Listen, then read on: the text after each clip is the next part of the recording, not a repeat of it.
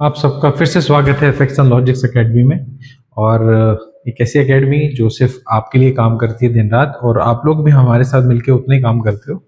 और आपको पता है कि हमने स्टार्ट किया हुआ था ट्रिग्नोमेट्री।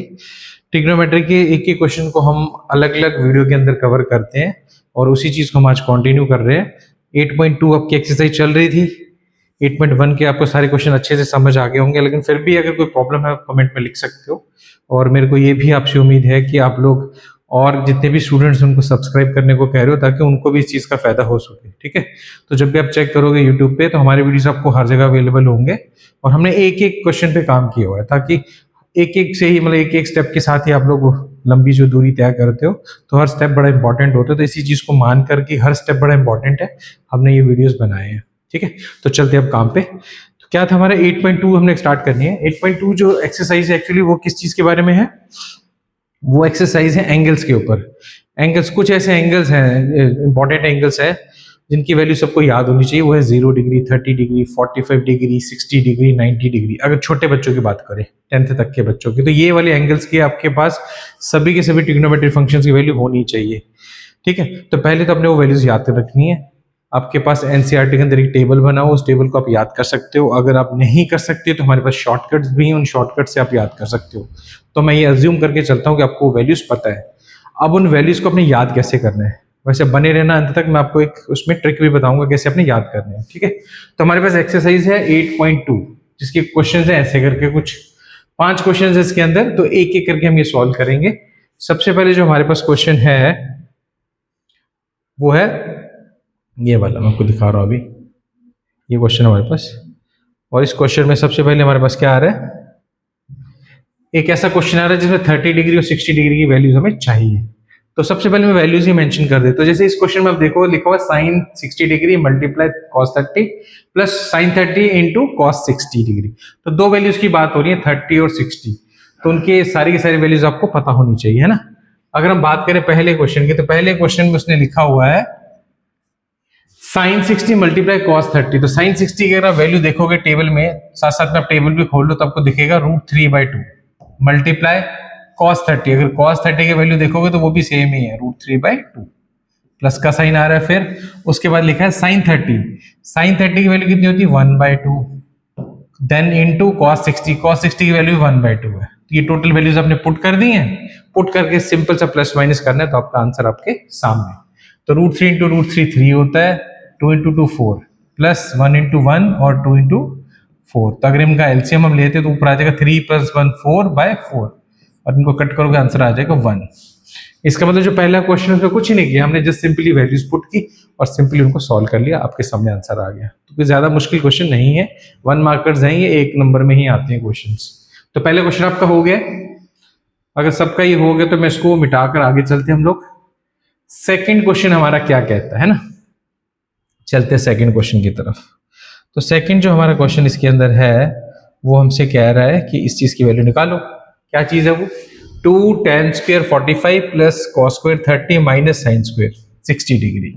ये हमारा क्वेश्चन है। तो सबसे पहले आ रहा है 2, तो मैं 2 को एज इट इज लिख दूंगा।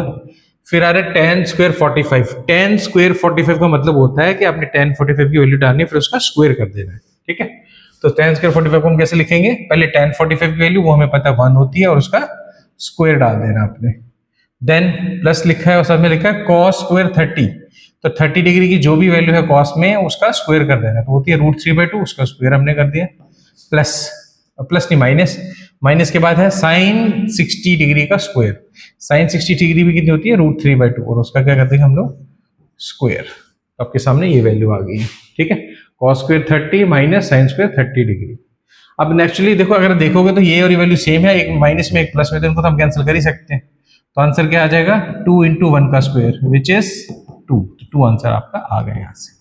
सिंपल क्वेश्चन था, जस्ट वैल्यू पुट की और आंसर सामने। तो मुझे उम्मीद है कि बच्चों को ये क्वेश्चन समझ आ गया होगा, तो हम आगे बढ़ सकते हैं। तो अगर हम आगे की बात करें तो अगला क्वेश्चन है हमारा थर्ड क्वेश्चन। अब थर्ड क्वेश्चन क्या कहता है? cos 45 divided by sec 30 plus cosec 30। कोई इशू नहीं है। cos 45 डिग्री, cos की वैल्यू कितनी होती है? 1/√2। ये cos 45 की वैल्यू है। इसको हमने डिवाइड करना है किसके साथ? सेक 30। अब सेक 30 में बच्चों को प्रॉब्लम आती है, तो इसके लिए आप रेसिप्रोकल समझो। सेक किसका रेसिप्रोकल होता है? कॉस का।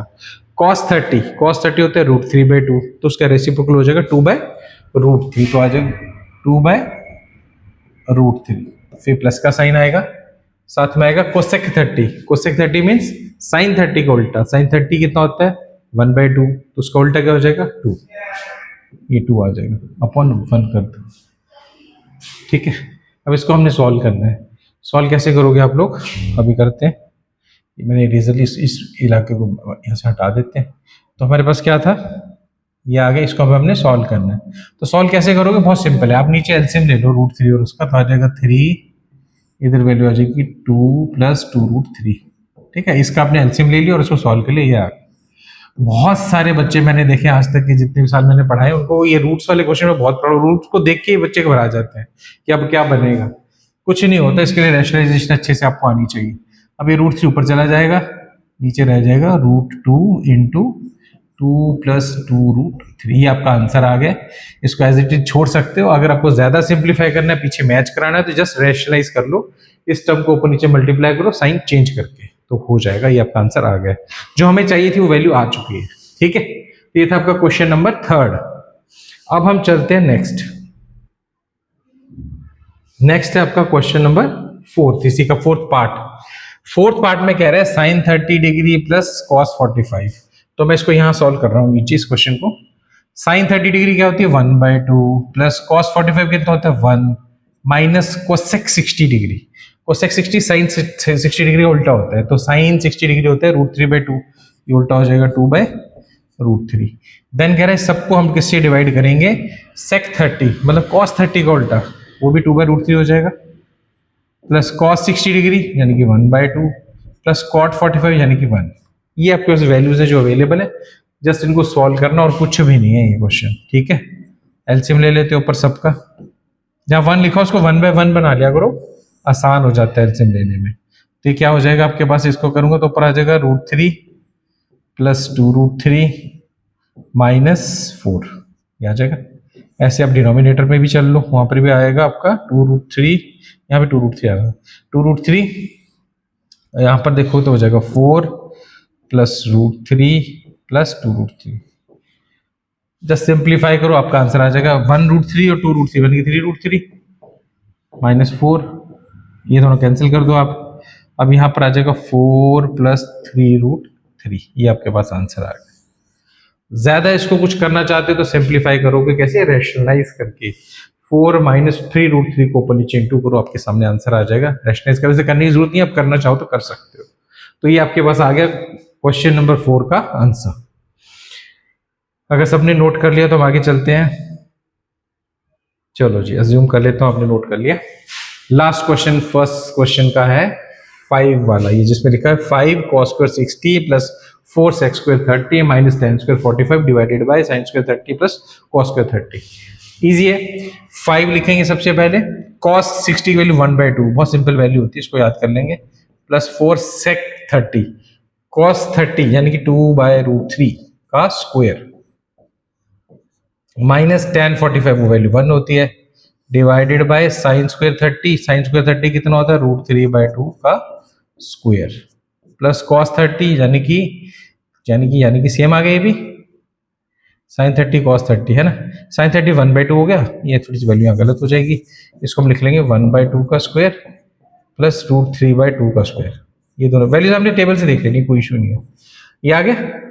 अब इसको हम कैसे लिखेंगे? 5 और 1/2 का स्क्वायर, 1 का स्क्वायर 1, 2 का स्क्वायर 4, तो 1/4 लिख दूं, 5/4 प्लस 4 का स्क्वायर 4, 2 का स्क्वायर 4 और नीचे √3 का स्क्वायर 3 -1 अपॉन ये दो वैल्यूज हैं, इनको हम सॉल्व करेंगे तो आ जाएगा 1/4 प्लस 3/4।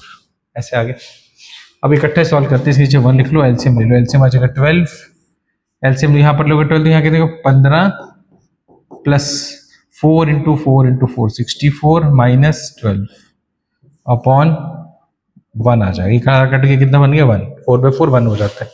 अब इसको आपने सॉल्व करना है, जो आएगा आपका आंसर, तो इसको मैं सॉल्व करने लगा हूँ, आएगा आपका 79 - 12 अपॉन 12 यानी कि 67 अपॉन 12, ये आपका आंसर आ जाएगा। जो सिचुएशन हमें दी थी उसके अकॉर्डिंगली ये आंसर आपका आ गया। क्लियर हो गया? कुछ नहीं किया हमने, वैल्यूज पुट की और उनको सॉल्व किया, इसके अलावा हमने कुछ भी नहीं किया हुआ।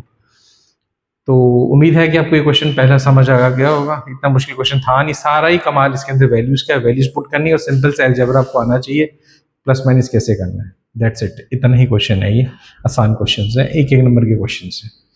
ठीक है।